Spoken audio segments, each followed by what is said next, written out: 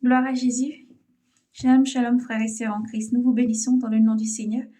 Nous espérons que vous allez tous bien dans le nom du Seigneur. Comme nous disons, vraiment, si ce n'est pas le cas, que le toucher du Seigneur Jésus-Christ soit sur vous, se pose sur vous, dans sa grande grâce et sa miséricorde. Par la foi, recevez le rétablissement dans le nom de Jésus. Nous vous bénissons, frères et sœurs. Aujourd'hui, nous allons libérer la vision que le Seigneur nous a montrée. Et le Seigneur nous a conduit ensuite un message pour son peuple, pour l'Église, un message pour tous ses enfants enfin dans le monde, pour le Seigneur Jésus-Christ qui est en retour, déjà en retour, et déjà à la porte, invite tous ses enfants vraiment à demeurer vigilants, à se repentir et à revenir, à accepter Jésus-Christ comme Seigneur et Sauveur afin d'avoir la vie. Lui ne juge pas, ne condamne pas, mais t'accepte tel que tu es, te prend tel que tu es, et lui seul a pouvoir de pardonner tout péché, quel que soit ce que tu as fait. Il est riche en son amour et rempli de compassion. Aujourd'hui, dans le livre de Saint Luc, le message du Seigneur, nous allons le lire dans le livre de Saint Luc chapitre 15. Saint Luc chapitre 15. Et nous laissons encore le Saint-Esprit vraiment guider toutes choses. Nous vous bénissons, frères et sœurs, soyez disposés en esprit, que les cœurs soient disposés afin de recevoir encore le message du Seigneur, car Jésus vous aime infiniment. Éternel mon Dieu, mon roi, nous te bénissons, Seigneur, pour tout ce que tu es. À toi l'honneur, gloire, force et puissance et sagesse. À toi toute la louange, Seigneur. Nous célébrons ton Saint-Nom et te bénissons, Seigneur, pour tout ce que tu es, pour ta parole. Toi qui ne dors ni ne sommeil, Seigneur, tu parcours la terre entière et tu connais tous tes enfants, Seigneur. Merci pour les cœurs que tu ramènes à toi. Merci pour les cœurs que tu touches. Merci, Seigneur, que c'est toi qui parcours encore, oui, Seigneur, chaque région, chaque pays, chaque continent. Et tes enfants, tu as dit, mes brebis entendent ma voix et mes brebis me suivent. Et tu regroupes tous tes enfants dans un seul enclos. Nous te bénissons, Jésus. Nous exaltons ton Saint-Nom et nous t'appelons encore. Nous savons que tu es là. Seigneur, que tu touches encore les cœurs, tu impartes de vie. Nous te prions, Seigneur. Nous te demandons dans ta grande miséricorde, Seigneur, que les cœurs maintenant soient touchés et impartés. Que les âmes soient touchées et impartées. Merci, car tu révèles, Seigneur, toutes choses cachées. Et tu amènes tes enfants à la lumière. Ta parole est la lumière. Elle est cette carte qui guide. Ta parole est celle qui sanctifie et qui ramène tous tes enfants à toi. Seigneur Jésus, nous te bénissons, car tu es Dieu, tu es fidèle et ton amour est sans limite. Nous prions que toute incantation, tout charme, tout envoûtement qui peut se lever contre ce message, Seigneur, échoue. Tout démon, esprit impur, soit lié. Seigneur, et jeté en enfer, par les chaînes qui ne peuvent être détruites dans le nom de Jésus. Merci, car ta parole part pour s'accomplir dans le cœur de ton enfant, dans le cœur de ton bien-aimé, dans le cœur, Seigneur, du cœur que tu connais, ce cœur que tu appelles à toi chaque jour, chaque instant, et que tu parles toujours. Nous te bénissons, Jésus, en ton Saint-Nom, nous avons prié. Amen. Frères et sœurs, nous prenons donc la lecture dans le livre de Saint Luc, chapitre 15. Les trois paraboles de la miséricorde. Cependant, tous les publiciens et les pécheurs s'approchèrent de lui pour l'entendre, et les pharisiens et les scribes murmuraient en disant, « Cet homme, disait-il, fait bon accueil aux pécheurs et mange avec eux. » Il leur dit alors cette parabole. « Lequel d'entre vous, s'il a 100 brebis et 20 en perdre une, n'abandonne les 99 autres dans le désert pour s'en aller après celle qu'il a perdue jusqu'à ce qu'il l'ait retrouvée. Et quand il l'a retrouvée, il la met tout joyeux sur ses épaules. Et de retour chez lui, il rassemble amis et voisins et leur dit, « Réjouissez-vous avec moi, car je l'ai retrouvée, ma brebis, qui s'était perdue. » C'est ainsi, je vous le dis, qu'il y aura plus de joie dans le ciel pour un seul pécheur qui se repent que pour 99 justes qui n'ont pas besoin de repentir. Ou bien, quelle est la femme qui, si elle a 10 drachmes et vient en perdre une, n'allume une lampe, ne balaye la maison et ne cherche avec soin jusqu'à ce qu'elle l'ait retrouvée. Et quand elle l'a retrouvée, elle assemble amis et voisins et leur dit, « Réjouissez-vous avec moi, car je l'ai retrouvée, ma drachme que j'ai perdue. » C'est ainsi, je vous le dis, qu'il naît de la joie devant les anges de Dieu pour un seul pécheur qui se repent. Il dit encore, un homme avait 2 fils. Le plus jeune dit à son père, Père, donne-moi la part de ma fortune qui me revient. Et le père leur partagea son bien. Puis 2 jours après, rassemblant tout son avoir, le plus jeune fils partit pour un voyage lointain. Il y dispersa son bien en vivant dans l'inconduite. Quand il eut dépensé, une famine sévère survint en cette contrée, et ils manquèrent le nécessaire. Ils commencèrent à ressentir la privation. Il alla se mettre au service d'un des habitants de cette contrée, et qu'il envoya dans ses champs garder les cochons. Il aurait bien voulu se remplir le ventre des cargouches que mangeaient les cochons, mais personne ne lui en donnait. Rentré alors en lui-même, il dit, combien de mercenaires de mon père ont du pain en surabondance, et moi je suis ici, à périr de faim. Je veux partir, aller vers mon père, et lui dire, Père, j'ai péché contre le ciel et contre toi. Je ne suis plus digne d'être appelé ton fils. Traite-moi comme l'un de tes mercenaires. Il partit donc et s'en alla vers son père. Tandis qu'il était encore loin, son père l'aperçut et fut pris de pitié. Il courut se jeter à son cou et l'embrassa tendrement. Le fils alors lui dit, Père, j'ai péché contre le ciel et envers toi. Je ne suis plus digne d'être appelé ton fils. Mais le père dit à ses serviteurs, vite, apportez la plus belle robe et la revêtez. Mettez-lui un manteau, un anneau au doigt et des chaussures aux pieds. Amenez le veau gras, tuez-le, mangeons et festoyons, car mon fils, que voilà, était mort et il est revenu à la vie. Il était perdu et il est retrouvé. Et il se mit à festoyer. Son fils aîné était dans les champs. Quant à son retour, il fut près de la maison. Il entendit de la musique et des chants et des danses. Appelant un de ses serviteurs, il s'enquiert de ce que cela pouvait bien être. Celui-ci lui dit, c'est ton frère qui est arrivé, et ton père a tué le veau gras, parce qu'il l'a retrouvé en bonne santé. Il s'est mis alors en colère, et il refusa d'entrer. Son père sortit, l'en priant, mais il répondit à son tour. Il répondit à son père, voilà tant d'années que je te sers, sans avoir jamais transgressé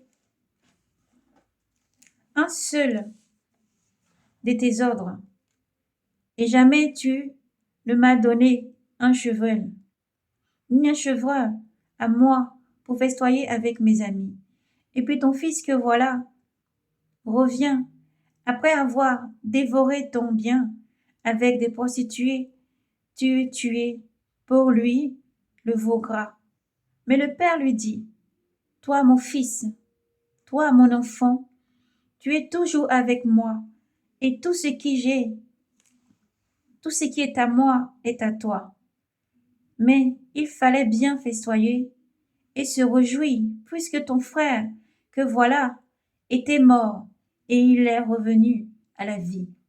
Il était perdu, et il est retrouver. Gloire à Jésus.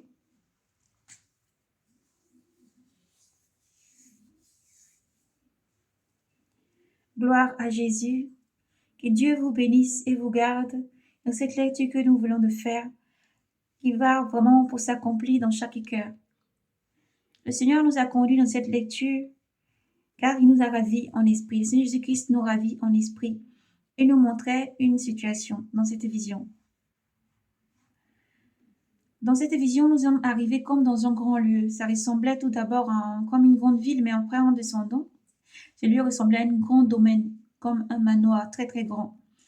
Et lorsque nous sommes arrivés dans cet endroit, dans ce lieu, je voyais une personne. De haut, je voyais déjà d'abord la situation avant de le vivre de l'intérieur. Je voyais une personne qui se déplaçait comme un homme qui se déplaçait. Cet homme se déplaçait, on dirait, dans sa vie.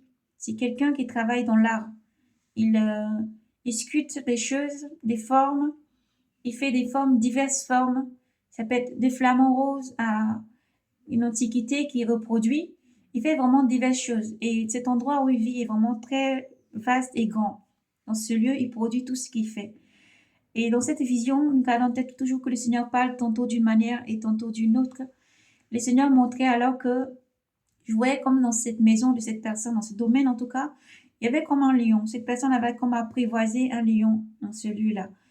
Et alors, descendu dans ce lieu, le Seigneur a permis ensuite d'aller vers cette personne et de lui dire, le Seigneur vous aime. Le Seigneur vous aime et vous appelle à revenir à lui.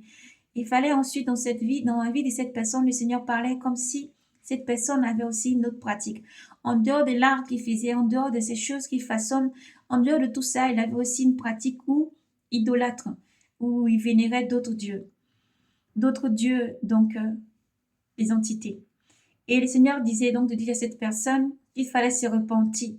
Il fallait se repentir, donner sa vie à Jésus-Christ, donner sa vie et revenir de tout ceci, de laisser tout cela et de revenir au Seigneur car le Seigneur l'aime. Et lorsque nous avons dit ces choses, on a vu cette personne se mettre en réflexion, était beaucoup en réflexion, réfléchissait beaucoup après ces paroles et on dirait qu'on repartait de ce lieu. On repartait parce que j'ai senti la présence du Seigneur vraiment à côté et lui permet ensuite par sa puissance de transmettre le message qu'il veut que je transmets. Alléluia. Bien avant que cette situation se déroule, nous retenons donc un peu en arrière. Le Seigneur me ravit en esprit et comme dans le ciel, nous demandons d'ouvrir les yeux. Parce que nous avons eu hier une personne qui avait posé la question, de dire qu'il fallait vraiment à peu près situer ou dire où devait vraiment à peu près se produire en fait la famine. Comme nous avons libéré le message hier, nous avons dit vraiment il y aura des famines encore par endroits, des tremblements de terre, des rumeurs, des bruits de guerre, comme le Seigneur a dit, a annoncé dans le livre de Saint Matthieu 24. Des bruits de guerre, des rumeurs, des guerres, des famines, des tremblements de terre, et vous serez haïs de toutes les nations à cause de mon nom. Alors ne vous effrayez pas, beaucoup succomberont et beaucoup se feront trahir les uns les autres. L'amour du plus grand nombre se refroidira. De tout cela, vous devez garder l'amour, la constance, la persévérance et espérer dans le Seigneur, car le Seigneur est à la porte. Voici donc ce que nous avons en quelque sorte libéré dans le message d'hier. Et donc, lorsque hier nous avons lu le message, le Seigneur alors nous dit aussi, comme dans le livre de Jérémie 33, verset 3, invoque-moi, je te montrerai les choses cachées. Notre Dieu est un Dieu vivant. Ne voulons pas ce message et avant de continuer, dit à nos frères et nos sœurs, je suis la servante, même servante du Seigneur. Nous servons tous le Seigneur. Vous êtes des rappelés, des achetés, des élus, des sentinelles, des prophètes et prophétesses.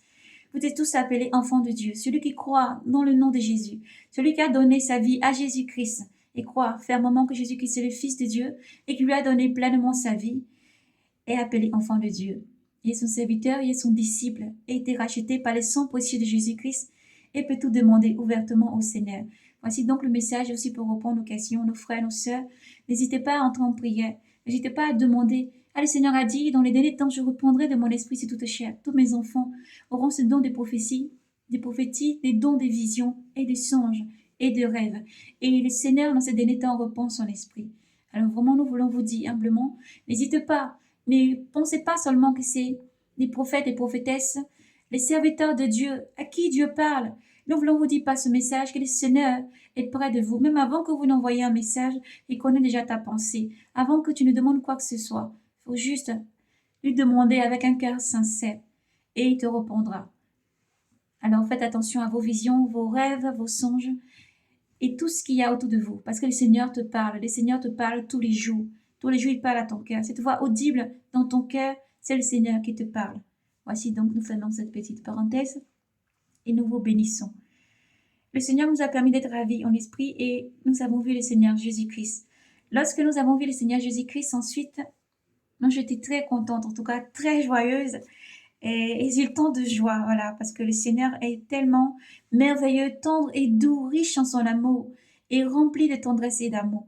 Donc après, m'agenouillant au pied du Seigneur et priant agenouillé à son pied, j'ai commencé une prière. Lorsque j'ai commencé la prière, qui est notre Père, pour le remercier, ensuite et tous les mots qui suivaient pour vraiment remercier le Seigneur permet qu'une grande lumière jaillit du lieu où j'étais, qui est une montagne où j'ai vu le Seigneur.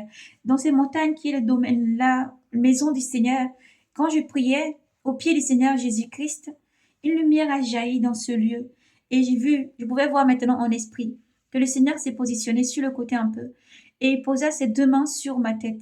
Lorsqu'il pose ses deux mains sur ma tête, cela me permet ensuite d'être transporté dans les choses qui vont ensuite arriver.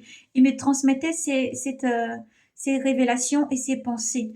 Et je voyais ensuite, c'est une révélation, c'est un son un petit peu son douloureux, on va dire. On peut le ressentir, on le vit intensement.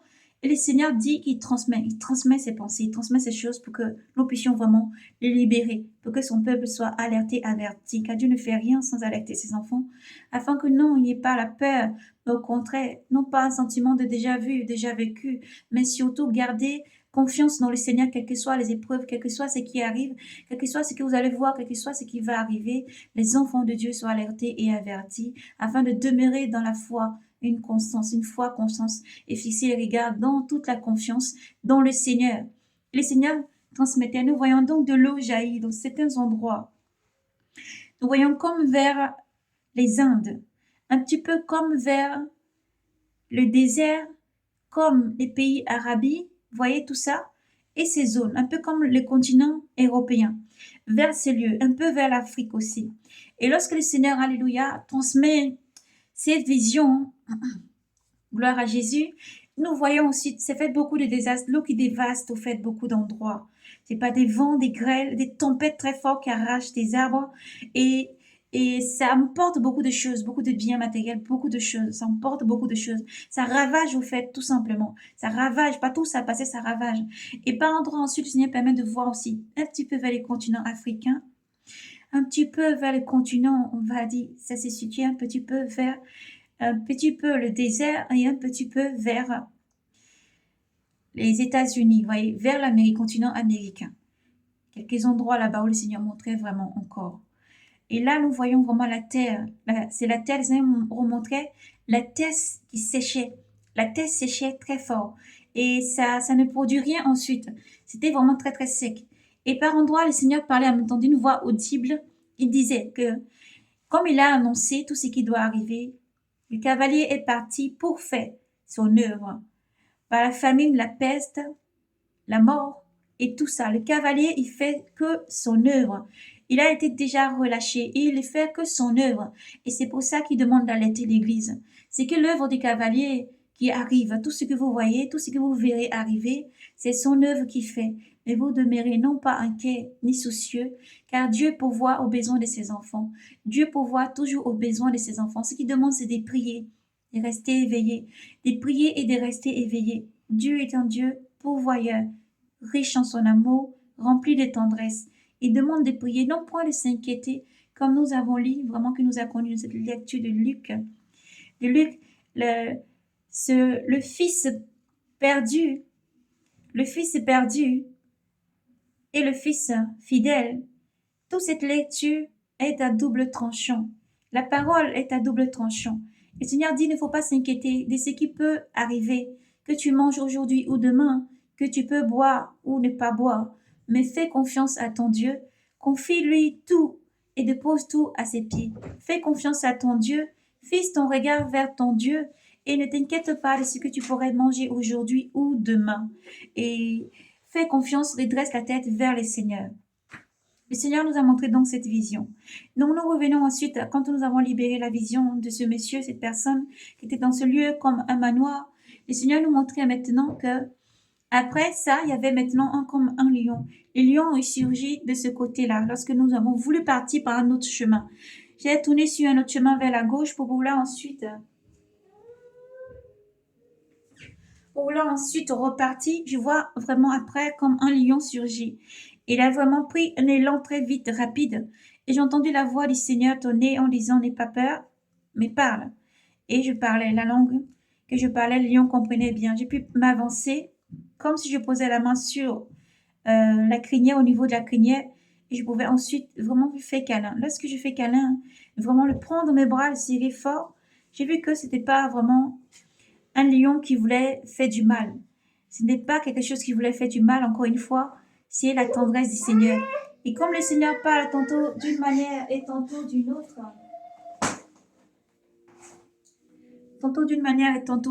le Seigneur ensuite fait comprendre que c'est vraiment lui. C'est vraiment lui qui appelle ses enfants à la repentance, tous ses enfants à la repentance, à tous les cœurs à revenir, autant tous les pécheurs. Ne sais pas dans quel péché tu peux te trouver en ce jour. Que ce soit la fornication, le vol, l'impudicité, le mensonge, les calomnies, l'idolâtrie, la fornication, le meurtre, l'idolâtrie. Le Seigneur t'appelle à te repentir et à venir à lui. Il n'est jamais trop tard. Il n'est jamais trop tard. Jésus-Christ est à la porte. Il n'est jamais trop tard. C'est pour toi qu'il laisse les 99 autres dans le désert et il part te chercher. C'est pour toi qu'il peut allumer une lampe, lui qui est la lampe, la plus grande lumière qui s'élève pour éclairer et pour te retrouver. Il n'y a aucune montagne qui peut te cacher. Il n'y a aucune ombre qui peut te cacher. Le Seigneur cherche encore et t'appelle. Sa voix t'appelle chaque jour. Quel que soit ce qui t'emmène loin de lui, ou ce qui peut t'emmener loin de lui, ou là où tu te trouves, la main du Seigneur Jésus-Christ n'est pas court pour agir. Et il t'appelle, qui que tu sois, où que tu sois. Il t'appelle à venir à lui. Viens tel que tu es. Viens tel que tu es. Ne regarde pas ce qui t'entoure peut te condamner ou te juger, mais viens avec ton fardeau. Dépose ton fardeau à ses pieds, comme nous le rappelons toujours au livre de Saint Matthieu 11, 28. Le Seigneur dit, viens à moi, mon enfant, dépose ton fardeau à mes pieds. Vous qui êtes chargés et qui peinez sur le poids, venez à moi, déposez votre fardeau à mes pieds. N'ayez crainte, n'ayez pas peur. Jésus-Christ est là. Il est la force. Il a dit, quel que soit ce qui va arriver, ne craignez rien. Ces épreuves et ces choses arrivent sur le monde tel un grand filet. Mais vous n'ayez pas peur, ne soyez pas effrayés. Placez juste confiance dans le Seigneur Jésus-Christ, car il est fidèle. C'est un Dieu fidèle, et sa parole est 7 fois épurée. C'est un Dieu qui tient toujours ses promesses. Il tient toujours ses promesses et s'accomplit certainement. Seulement tout doit arriver parce que le Seigneur est à la porte. Il demande à ses enfants d'être vigilants, de redresser la tête, de prier, de se sanctifier. La parole du Seigneur est celle qui te sanctifie. Alors lisez, s'il vous plaît, continuez à méditer. Méditez, lisez et accrochez-vous au Seigneur. Le Seigneur est palpable, il est là, il est présent. Tout comme tu peux entendre cette voix audible, tout comme tu peux entendre cette voix qui te parle, il est là près de toi. Il ne demande qu'une seule chose, c'est que tu lui parles. Ouvre-lui ton cœur, sois sincère et demande-lui tout ce que tu veux. Demande et parle-lui. Il est ton meilleur ami, il est ton confident. Il est celui qui te sauve. Et même si tes yeux ne peuvent voir, le Seigneur est là. Même si tes oreilles ne peuvent entendre, le Seigneur est là. Il est toujours là, près de toi, pour te secourir, te guider. Et lorsque vous verrez toutes ces choses arriver, redressez la tête. Redressez votre tête. Lorsque vous verrez tout ceci arriver, redressez la tête. Et continuez à prier, à veiller, à respecter les commandements, à les mettre en pratique. Et à toujours rester debout. Vous êtes la lumière du monde, le sel de la terre.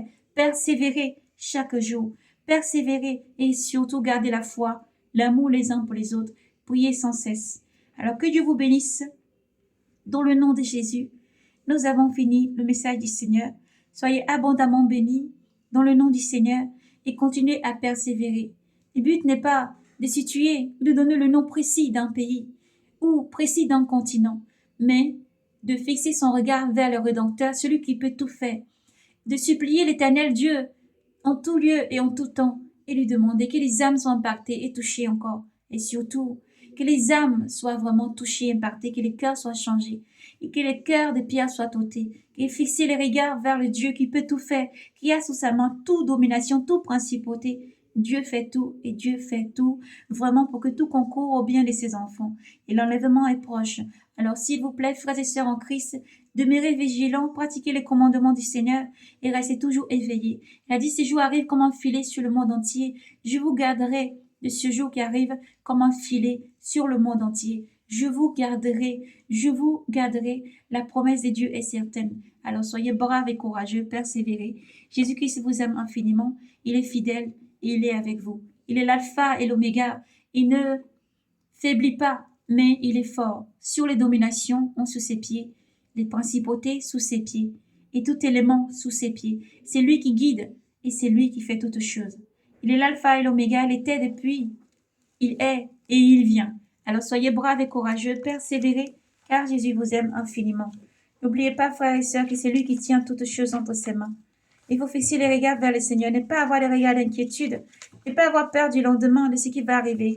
Nous pouvons manger ou boire, mais faites confiance au Seigneur, parce que Dieu est un Dieu pourvoyeur, qui fait toutes choses merveilleusement pour tous ses enfants. Nous terminons donc par la prière dans le livre de Saint Jean. Saint Jean, chapitre 17. Soyez bénis. Ainsi parla Jésus, levant les yeux au ciel, il dit, Père, l'heure est venue.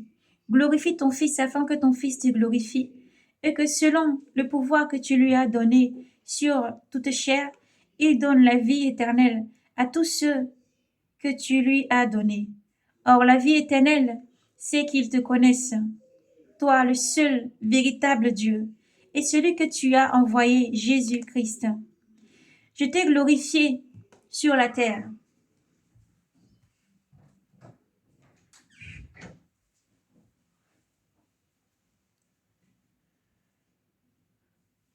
Je t'ai glorifié sur la terre,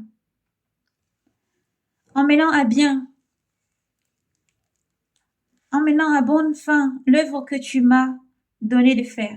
Et maintenant, Père, glorifie-moi auprès de toi, de la gloire que j'avais auprès de toi, avant que ne fût le monde. J'ai manifesté ton nom au monde, aux hommes que tu m'as donnés et tirés du monde, pour me les donner.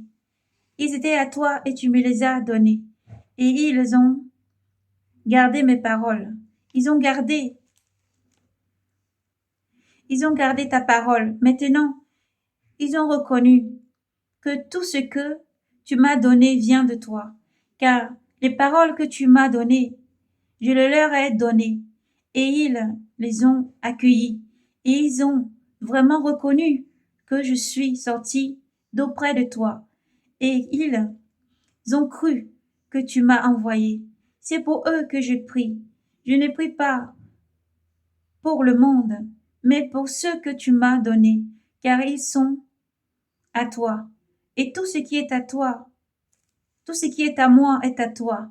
Et tout ce qui est à moi est à toi. Tout ce qui est à toi est à moi. Et je suis glorifié en eux.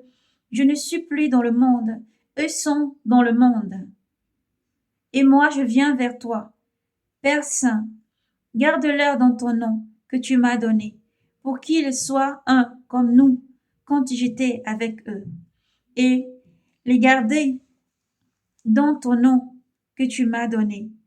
J'ai veillé, et aucun d'eux ne s'est perdu, sauf le fils de perdition, afin que l'écriture fût accomplie.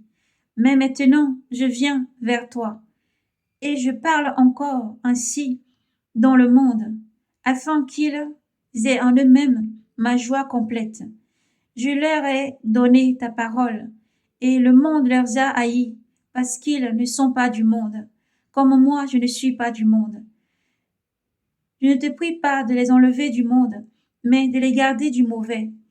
Ils ne sont pas du monde, comme moi je ne suis pas du monde. Sanctifie-les dans la vérité. Ta parole est la vérité. Comme tu m'as envoyé dans le monde, moi aussi je les ai envoyés dans le monde. Pour eux je me sanctifie moi-même, afin qu'ils soient eux aussi sanctifiés dans la vérité. Je ne prie pas pour eux seulement, mais aussi pour ceux qui, grâce à leur parole, croiront en moi, afin que tous soient un. Comme toi, Père, tu es en moi et moi en toi.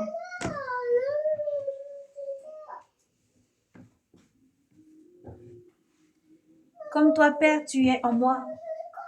Et moi en toi.